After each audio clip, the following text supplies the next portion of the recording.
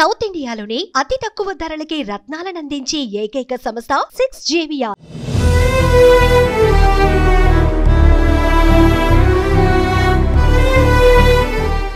మళ్ళీ మాట్లాడలేనేమో.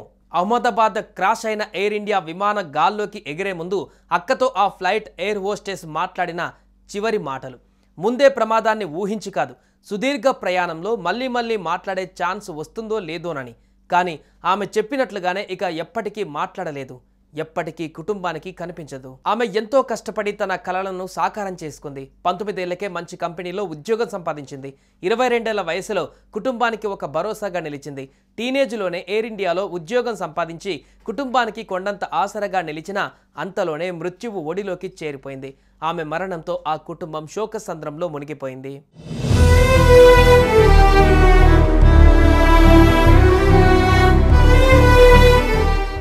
మణిపూర్లోని తౌబాల్ జిల్లా ఆవాంగ్ లోయ్ కేయ్కి చెందిన నాంగ్దోయ్ శర్మ 2023లో ఎయిర్ ఇండియాలో ఉద్యోగం సంపాదించింది.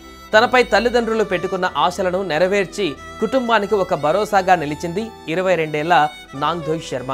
3 ఆడపిల్లలలో రెండవ అమ్మాయి నాంగ్దోయ్. టీనేజ్లో ఎయిర్ ఇండియాలో ఉద్యోగం సంపాదించి కుటుంబానికి కొండంత ఆసరగా నిలిచింది.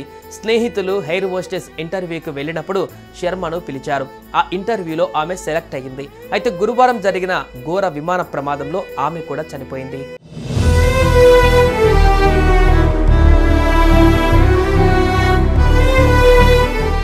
పంతొమ్మిదేళ్లకే మంచి కంపెనీలో ఉద్యోగం వచ్చినందుకు ఎంతో సంతోషం ఉండేది. ఆమె పెద్దయ్యాక మణిపూర్లో స్థిరమైన ఉద్యోగం వెతుక్కోవాలని భావించింది. అంతలోనే మృత్యువు ఒడిలోకి చేరిపోయింది. గురువారం ఉదయం 11:30 ప్రాంతంలో పేరెంట్స్కి ఫోన్ చేసింది శర్మ. ఈరోజు తాను లండన్ వెళ్తున్నానని, కొన్ని రోజులు ఫోన్ చేయలేనని తల్లిదండ్రులకు తెలిపింది. జూన్ 15న తిరిగి వచ్చిన తర్వాత మళ్ళీ ఫోన్ చేస్తానని చెప్పింది. కూతురు తమకు చేసిన కాల్, చెప్పిన మాటలు అవేనని కన్నీరు మున్నీరుగా విలపిస్తున్నారు తండ్రి నందీష్ కుమార్ శర్మ. మార్చిలో ఇంటికి వచ్చిందని, అదే ఆఖరి చూపు అయ్యిందన్నారు.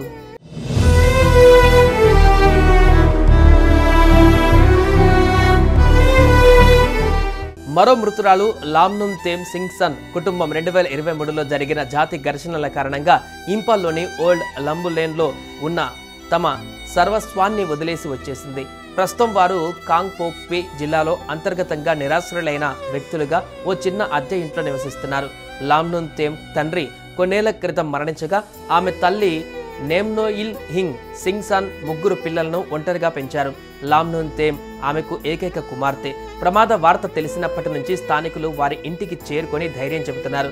తన కుమార్తె క్షేమంగా ఉందని, ఏదైనా అధికారిక సమాచారం వస్తుందేమోనని తల్లి నేమ్నోయిల్ హింగ్ ఇంకా ఆశతో ఎదురుచూస్తున్నారు. చివరిసారిగా తన తల్లికి ఫోన్ చేసినప్పుడు తాను డ్యూటీ మీద అహ్మదాబాద్ వెళ్తున్నట్లుగా లామ్నుంతేమ్ చెప్పారని కుటుంబ సభ్యులు తెలిపారు.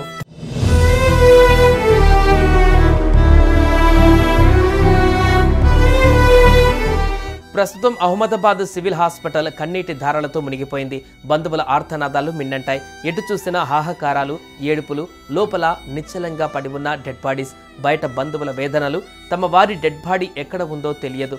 అసలు గుర్తించారో లేదో కూడా సమాచారం లేదు. ఎప్పుడు అప్పగిస్తారో తెలియదు. ఓవైపు కన్నీళ్లు ఇంకిపోయేలా ఏడుపులు, మరోవైపు తమ వారి డెడ్ బాడీ కోసం ఎదురుచూపులు. అలా హాస్పిటల్ చుట్టుపక్కల అంతా ఏడుపులు, పెడబొబ్బలతో కన్నీటిమయంగా మారింది.